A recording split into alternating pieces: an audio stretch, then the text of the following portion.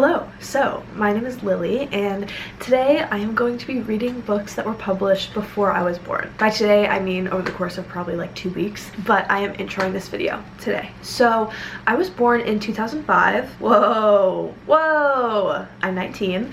And I was going through my TBR shelf trying to find books that could work for a video, and I just kept stumbling across these old books. No offense if you were born at the same time as these books came out. I just mean old as in older than me. I love people of all ages. So I was going through these books and I was like, oh my gosh, I could do this. I could talk about the differences between books published over 20 years ago and books published today. And I feel like older books that aren't classics don't really get talked about, or at least I don't see as many people talking about them. I'm not gonna be reading all classics. I guess I'll just tell you what I'm gonna be reading. Slow Days, Fast Company by Babitz. This is about Babitz and her life in LA. The subtitle is The World, the Flesh, and LA. And that's what it's about. If you can see, I've already tabbed it. I've read this one already. By the time I'm filming this intro, I've read it. No spoilers. And this was published in 1972. The next thing I'm going to be reading is Geek Love by Katherine Dunn. This is about a family of circus freaks. The parents sort of bred their children to be freakish and have these specialties so that they can be a family circus. And this was published in 1983. So I'm intrigued by this and I'm concerned, but we'll see. I haven't decided if I'm going to be reading 3 or 5 books for this video. So those 2 I'm definitely reading, and then the 3rd and or 4th and 5th, it could be any of these. I have Slapstick by Vonnegut. I read Slaughterhouse-Five and Perfect Day for Banana Fish by Vonnegut in high school, and I guess I liked them. Well, I didn't like A Perfect Day for Banana Fish. I did not, but I think I liked Slaughterhouse-Five. I didn't fully get, like, we analyzed it in class. I still didn't fully get it, but I liked it, I guess. And this is I think a sort of fictionalization of his life. The first sentence is, "This is the closest I will ever come to writing an autobiography. I've called it slapstick because it is grotesque, situational poetry, like the slapstick film comedies, especially those of Laurel and Hardy of long ago. It is about what life feels like to me." So I was right. And this came out in 1976. This is the sort of classic that I have on this list. I don't think you would call Slapstick a classic. I don't know. But I have A Portrait of the Artist as a Young Man by James Joyce. I think this is also a fictionalization of his life. And this came out in 1994. Or no, it's gotta be older than 1994. What? This edition was first published in 1994. Okay. I'll put on the screen when this actually came out. The next 2 are truly wild cards, I think. I have Selected Poems and Letters of Emily Dickinson by Emily Dickinson. Edited by Robert N. Linscott. What are those atrocious things? Tabs? Sticky notes I ripped in half? Yes, they were sticky notes I ripped in half because I started this book like 4 years ago. And I got less than halfway through. I got maybe a third of the way through. So I'm gonna start this over. I had my favorite ones. I guess we'll see if there's still ones that I like. I bought this after watching Dickinson, the TV show with that actress, what's her name? Haley Steinfeld, because of course I did. And then I never finished it. And I like poetry. And I liked the show, and I liked the snippets of her poetry we got in the show. And evidently I liked some of these enough to tab them. So, okay, this is the real wild card, okay? Why did I buy this? You know, like thrift goggles, like when you're at a thrift store and you're buying clothes that you think are so cute, and then you get home and you look at them again and you're like, why would I buy this? I had library book sale goggles on. Because why? Why did I buy an American triptych? Anne Bradstreet, Emily Dickinson, Adrienne Rich by Wendy Martin. What? Why? Why did I do that? This is nonfiction about Anne Bradstreet, Emily Dickinson, and Adrienne Rich. Now, I don't know who Anne Bradstreet or Adrienne Rich are, but I guess this author is comparing and contrasting and analyzing all their work in tandem. Oh, I bought this for $2. That's why. When did this come out? Was this actually published before I was born, or did I just make that up? Oh, no, 1984. 1984. So, reading an old nonfiction, why am I setting myself up for failure? This is the one that's probably not gonna get read, if I'm being honest. We shall see together, obviously, but I make no promises. So I will see you when I start something, when I finish something. I hope it goes well.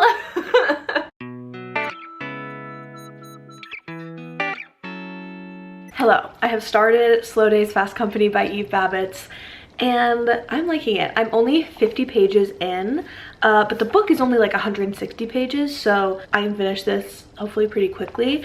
I'm really enjoying it. Maybe not really enjoying it, but I'm enjoying it. This is about Eve Babitz, and she's writing this book about LA and sort of her life, but mostly LA and her experiences with the city and the men in the city. The sort of subtitle is The World, the Flesh, and LA. So right off the bat, just the first sentence I was like obsessed with. I have been underlining lines from this book. The first sentence is, "This is a love story and I apologize for it. It was inadvertent." Oh my gosh. This is mainly like really funny. This was funnier than I was expecting. And I also wasn't expecting the humor to be very similar to humor today. So this book is written to and for this man, Sam, because she says, like, Sam never reads my work. He only reads if it's about him or for him. And she puts these little asides in italics that are just for him, and she's like, you can read them too. Okay, here's the full paragraph. Virginia Woolf said that people read fiction the same way they listen to gossip. So if you're reading this at all, then you might as well read my private asides written so he'll read it. I have to be extremely funny and wonderful around him just to get his attention at all, and it's a shame to let it all go for one person. Eve, you're hilarious. Eve, you need to take this on the road. I don't know anything about her or her life. She's a writer in LA in the 60s. Did I say it was the 60s? The 60s and 70s. I don't know. She's like very glamorous, like she parties and she's intellectual, and I guess the word that I'm looking for is it girl, but that seems very modern. I don't want to put that on her. There of course have been some racist undertones and overtones, being that this is from the 60s. It hasn't been anything super egregious. It's just been sort of like referring to people in what we would now see as a disrespectful way, and some like playing into some negative racial stereotypes about different groups of people. This book isn't really like about anything. There's not really a plot. You're just sort of like following her around as she's going to places with people, and you would think that that's like boring, but her writing is really, I like want to read it. But yeah, I think I'm gonna finish this pretty quick, so I'll update you. Hello, I wanted to update you on Slow Days, Fast Company. I haven't actually even cracked 100 pages. I'm on page 75, but it's so good. Like, this is really good. And it's not that I didn't think I would enjoy this or that I was expecting to dislike it. It's just that this type of thing I have a mixed history with. I really didn't enjoy My Year of Magical Thinking by Joan Didion, and they often get compared a lot. Joan Didion and Eve Babitz, they were peers at this time. So I was unsure. I went in with an open mind and a want to like this book. And I really am. I just wanted to read you some quotes. I've been tabbing. There was one section, it's sort of divided into sections. So this one called Heroine, I really liked. It was because she was talking about her friend who was a musician and how she rose to fame and what that was like for her, and drug use in the music industry. She talks about Janis Joplin, and that was really good. And then the next section, Sirocco, not sure. It was about her relationships sort of as a whole. She gets into relationships with gay men like on purpose. And this whole section is about, she talks about her male friends and the gay men that she dates. Here's a section that I really liked. I had a collection of lovers to keep me warm, and my friendships with women who always fascinated me by their wit, bravery, and resourcefulness, and who never told you the same story twice. Now women, I didn't mind. I mean, you can go places with a woman and come back just fine. Or as my agent Erica plowed right in and said, you know that when you have dinner with a girlfriend, you're going to come home a whole human being. I had a third collection of associates who were men, but not lovers. Just friends, they're called. An American distinction if ever there was one. Only we would say just about a friend. My just friends were more reliable than most of my just lovers. Loved that. She is also like a little gay herself. She not only has sex with women in this book, but she expresses like a physical desire for women, so I don't feel wrong calling her gay. And then the section about rain in LA and how that specifically affects people in LA. She also has some interesting things to say about diet culture. She's mentioned, she's like, even though I was 15 pounds overweight, or she says I was doomed to have this flesh all over me. But then she sort of interrogates it and she says there's something fascinating about a person's face when they're not falling apart because of their imperfections and self-loathing. Pleasure is a lure. When you're smiling, the whole world would rather smile with you and have another watercress sandwich than ponder the universe with an ex-beetle. The first time I began to realize all this was with Sean the night it finally rained. It became clear to me that beauty has nothing to do with fashion, that love can conquer anything, sex is art, and let's see, hope springs eternal. I love the rain. There's obviously still like some problematic aspects of how we would talk about diet culture today, but for the 60s, like, I feel like that's good. But then also looking at pictures where like she was skinny, so I'm also like, girl. But also it was society, and so like how can I judge her for what society inflicted upon her? I don't know. Anyways, another funny line, half the people at the table were Italians and the other half were trying to become Italian by osmosis. This part I really like. She talks about how every time she sort of feels like she needs to get her life together and grow up and be an adult, she contemplates moving to San Francisco, or she visits San Francisco, and after a while she always can't stand it and she has to come back to LA. And so this is her saying, the idea of trying to find yourself in some kind of geographical illusion is enough to make me so disgusted and bored that I am likely to get nasty. Although I see now that my trips to San Francisco must be more than meets the eye. Love like her self-awareness and her just wit. I don't know, I think this feels like a lot of updates for just this tiny little book, so I don't think I'll update you until I finish it after this, but like this is just so, there's something about it. It feels like even in ways that she might be insecure or self-conscious, she is still so unabashed about her desires and who she is. I feel like other things I've read in this vein are very like, not self-pitying, but like just down in the dumps. And this is like, she is her and she's living her life and she's doing these things, and it's not that she doesn't care what other people think of her. It is, but it's also like she knows that that doesn't matter.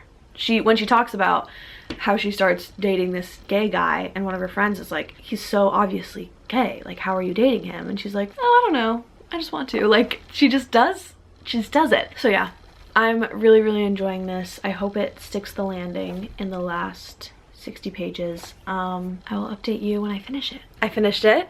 I'm giving it 4 stars. It lost me a little bit at the end.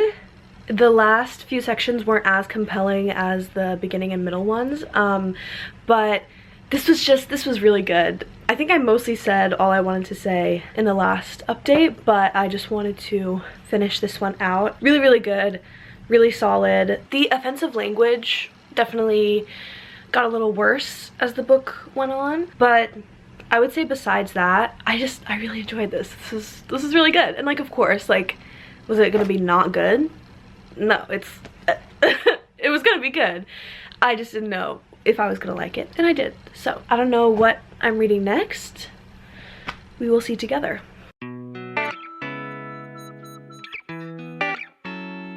It's snowing. Hello, it's snowing. I'm so excited. I live in Virginia and we usually don't get any heavy snow. We used to, but now we usually get like a dusting or two. This is our second big snow this year. We had one in January and February. Oh, I'm so excited. I love the snow. Oh my gosh. Okay, I am here to update you on Geek Love by Katherine Dunn. Has anyone read this? I don't know who I'm talking to, because all my videos get like 0 views, which is fine. I do this for me. But this book is insane. This book is crazy, crazy wild. So it's about this circus family, and the parents, I think I said this, they breed the children to have these like abilities so that they can be the acts in the circus. The main character we're following is an albino hunchback dwarf named Olympia, or Ollie for short. I'm on chapter 8, page about 85 pages in, and we started in her childhood in the circus, and then we jumped forward to her as an adult, and we see like her mother, who is now elderly, and we find out that she has a daughter that was like taken in by a convent and raised with the nuns, and she is now sort of stalking her daughter, like so that she can be close to her without her knowing that she is her mother. And her daughter, Miranda is her name, she has a tail, so she really is part of the family. And we are getting hints. If I end up being wrong, I'm like taking this out of the video, by the way, because maybe I'm stupid, but we're getting hints that the father of her daughter is her brother.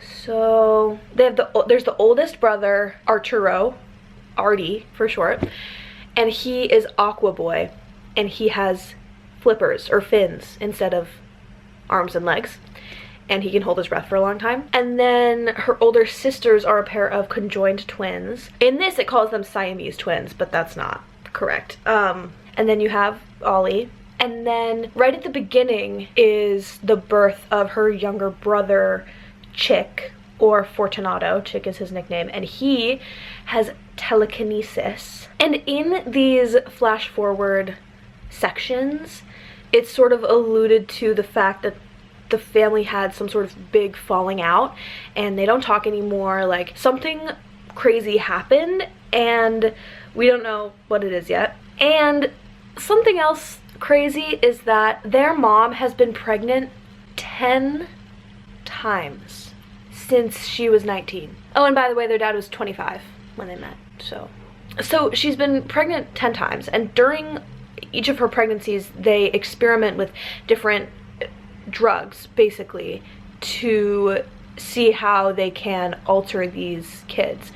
And 4 of them were stillborn, and 2 of them lived but then died soon after they were born.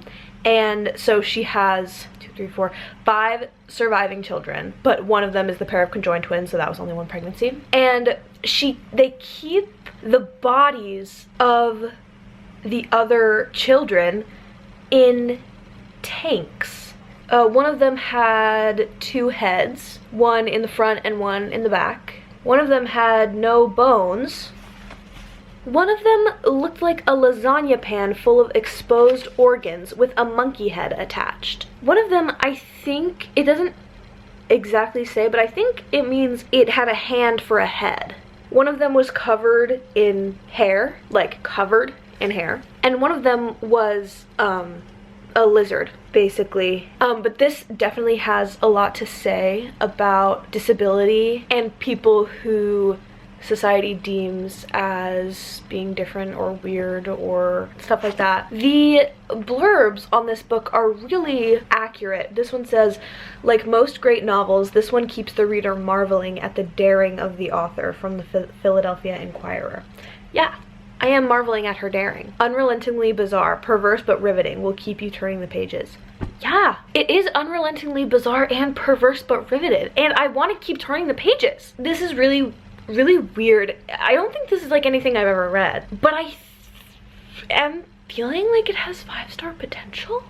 I think this is something really special. I've yet to see if that's gonna be in a good way or a bad way for me. But I have high hopes because like this is really compelling. I think that's the best word. It's like all I want to do is read it. Once I start reading it, I don't want to stop. I'm just so intrigued. So yeah, wow. Hello, this is a weird angle, my reflector and my tripod in the background, but I wanted to talk to you really quick about Geek Love. I'm only halfway through it, so I feel like maybe I should save this second update until I'm later through, but oh my god, this book is so crazy. I like have to like get this out. So we're following, you know, this past and present timeline, and they're starting to mirror each other a little bit. In the present timeline, we learn that there's this woman named Miss Lick who goes to the club that puts on these freak shows that Ollie's daughter works at, and she approaches these girls and offers to like, get rid of whatever makes them like freakish. Like there was a girl who had like long hair all the way down to her feet, and like anytime she cut her hair it would grow back like immediately, and she like offered to like basically finance the rest of her life, and in exchange she would like burn her like hair follicles so that no more hair could grow. And she said yes, and so now she's like scarred and bald, but her whole life and career is being paid for by this woman, Miss Lick. And we first learn about her when Miranda tells Ollie about this and how she approached her to get rid of her tail and how she was thinking about it. And so Ollie sort of starts stalking Miss Lick and trying to get more information out of her so that she can stop her from doing this to Miranda. Because Miranda ended up saying yes. And we learn that what she does is she approaches beautiful women who like have nothing wrong with them, and who are smart and capable, but since they're able to fall back on their looks, they're not utilizing their full intellectual potential.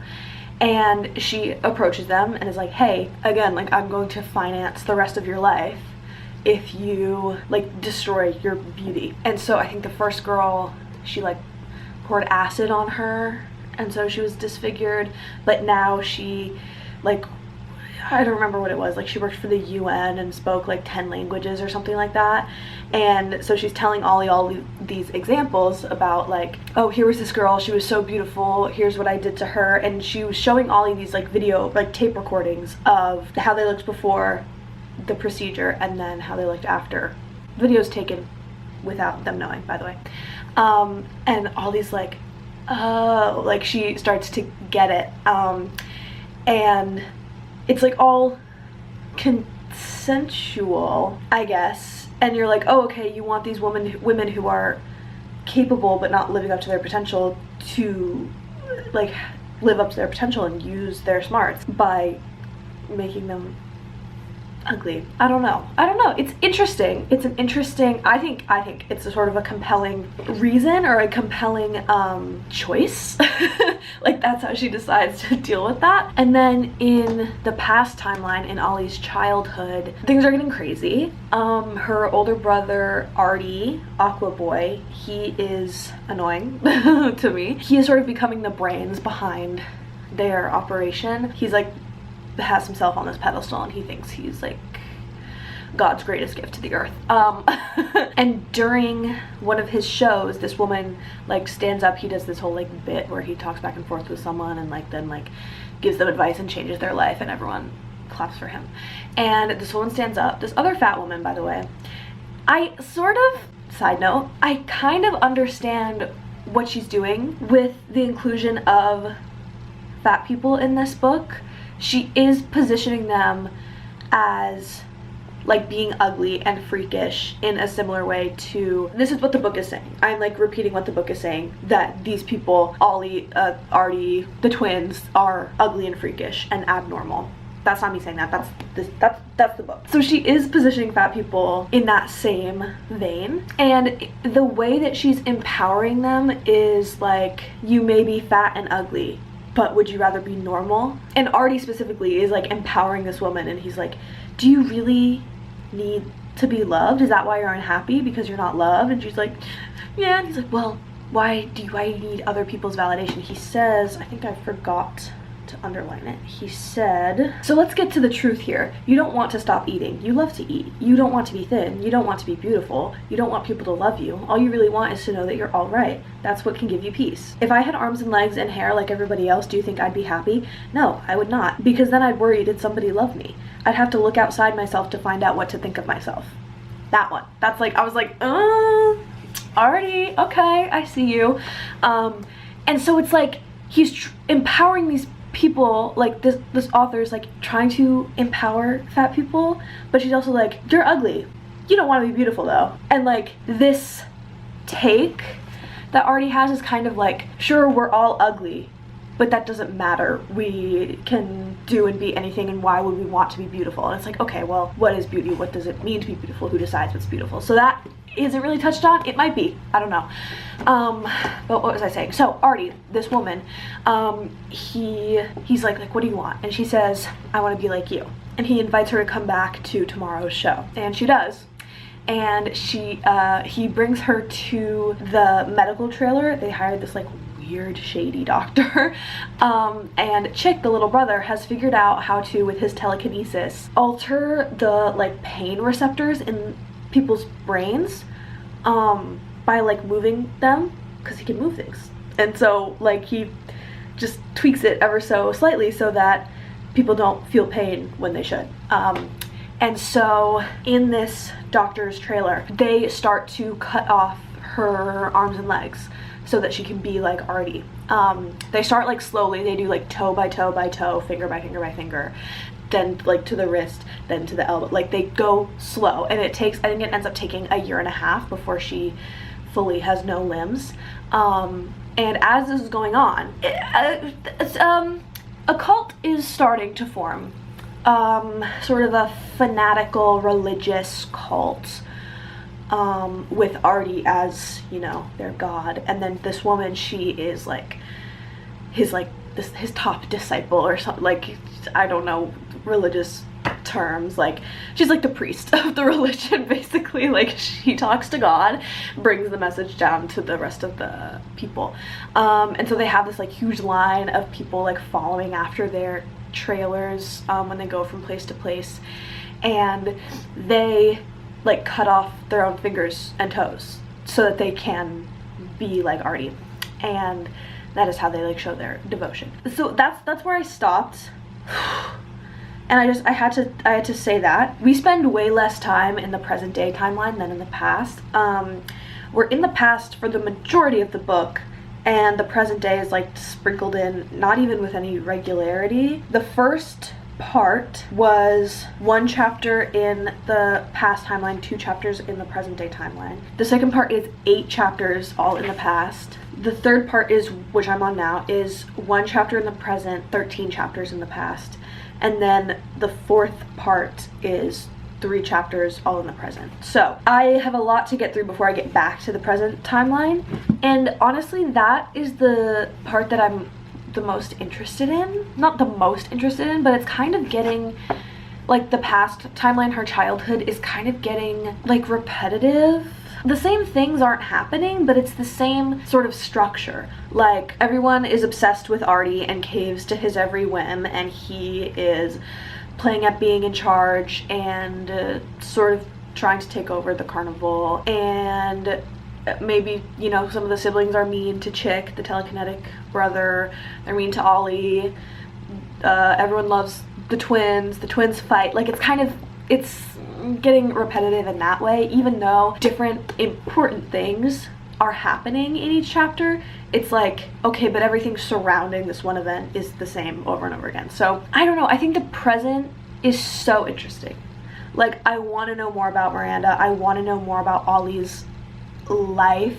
I want to know what happened in the past to make their family sort of blow up and not speak anymore. I'm very intrigued by Miss Lick and what she's doing. And oh, I think I forgot to mention, we got the chapter about Miss Lick before we got the chapter about Artie starting the cult.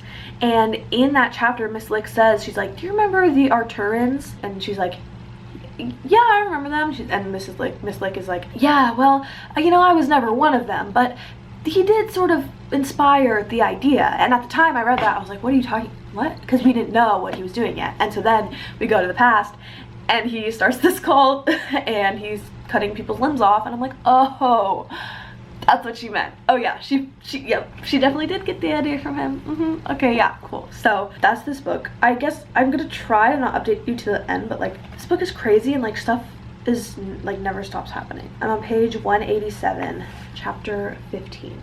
So I hope I finish it soon. It's dragging just a little bit, but I think that's me.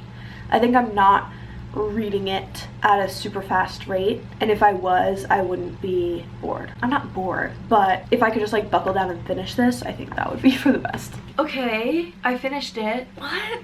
Oh my gosh. Some fucked up stuff happened in the second half of this book. It was not fun to read about. I'm very upset that it happened. The ending, what?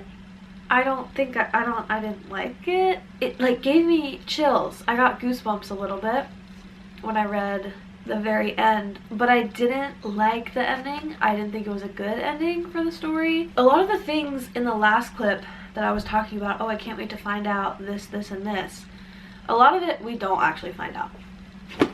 So I don't even know what I'm talking about. I don't know what to say. I don't know what there is to say. I don't know what to rate this. I don't know. Maybe it's a 4? I did think literally up until the very end that it was gonna be a 5. Perhaps a 5 was being generous, but I was gonna go ahead and give it that. But the ending, oh my god, killed this book. So I guess a 4. Like, it's either I give it a 4 or I don't rate it. I guess I'll talk to you when I read the next book.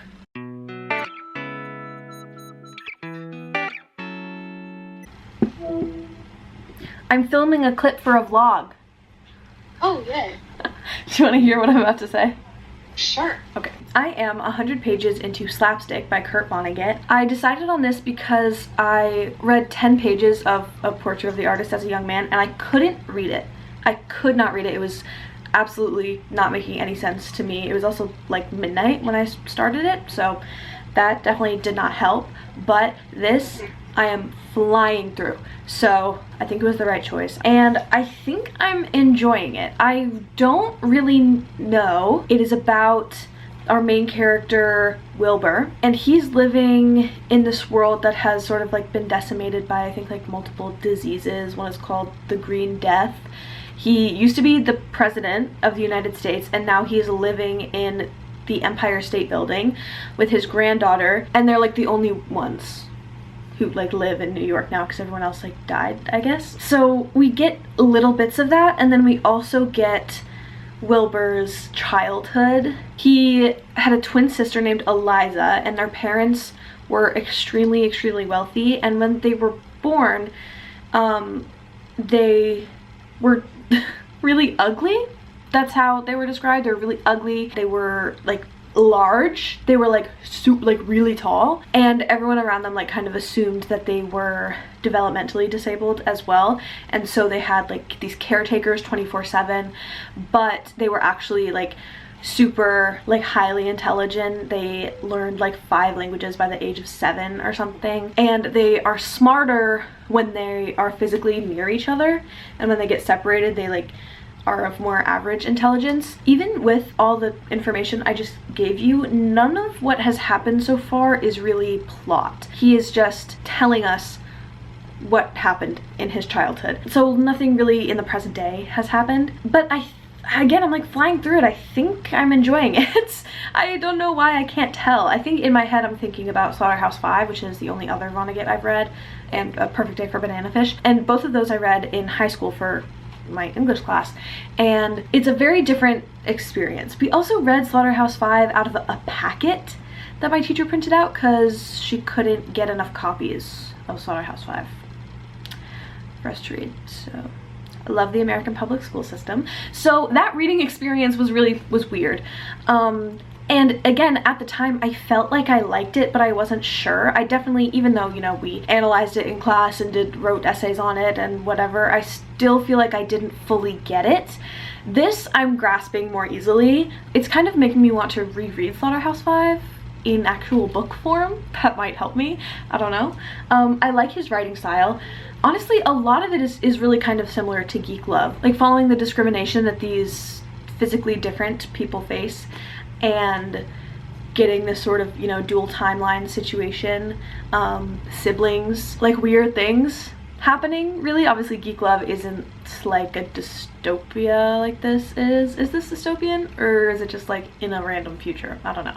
But they feel very similar. They feel kind of like they have the same vibes. The back says, see the world through his eyes, a world of mischief, piracy, lunacy, incest, plague, stunts, sadness, nervous laughter, and so on. And that is what it feels like at this point. So I will update you probably when I'm done. I have finished Slapstick by Kurt Vonnegut, and that brings us to the end of this vlog.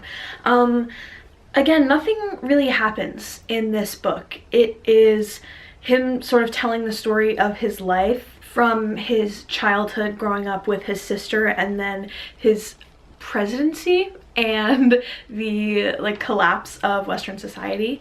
There were some interesting moments and concepts in this of how the world changed. Like, every person in China shrunk and became centimeters tall. Why? We don't know. That it just happened. As president, Wilbur assigns everyone in the country a new middle name, and whoever you share that middle name with, that is like your new family.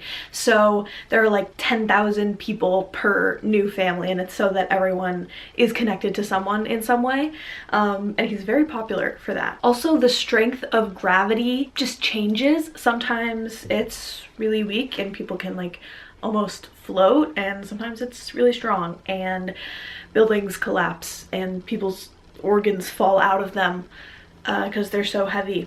So it was interesting in its concepts and what it brought up, but plot-wise there kind of wasn't one, at least like in the present day. It's just him like talking about his life. I don't know if I said this already, but I think I'm gonna give this 4 stars. I think it could have been a 5 if it was just longer, if there was just a little more. At the end of almost every paragraph, he says, hi ho. I don't know why. It reminded me of how in Slaughterhouse-Five he says, so it goes, like a million times, except I don't actually remember what that meant and why he said it. This could be the same thing. I don't know. It's in the eyes of the cover. The eyes say hi ho. What else is there to say? I think Slapstick is a very apt title. It is absurd and like stupid and silly and weird, but good. I think if Geek Love was just like a little too much for you, you might like this. It's kind of interesting how similar they are. Maybe I only think that because I read them back to back, but they kind of have a lot in common. So anyways, let's wrap up this video. I read 3 books. Obviously you were here the whole time. Slow Days, Fast Company, The World, the Flesh, and LA by Eve Babitz, which I gave 4 stars. Geek Love by Katherine Dunn, which I also gave 4 stars. And Slapstick by Kurt Vonnegut, which I also gave 4 stars. This was a wildly successful video. These were all very solid, and I feel more comfortable reading older backlist books now. Like I said, I did attempt to read Portrait of the Artist as a Young Man. Like, couldn't. It was incomprehensible to me. So maybe I'm not in my like actual classics era yet, but definitely some older like 70s and 80s books are in my future. So yeah, that's it. Thank you so much for watching. I will see you all in the next video. Bye!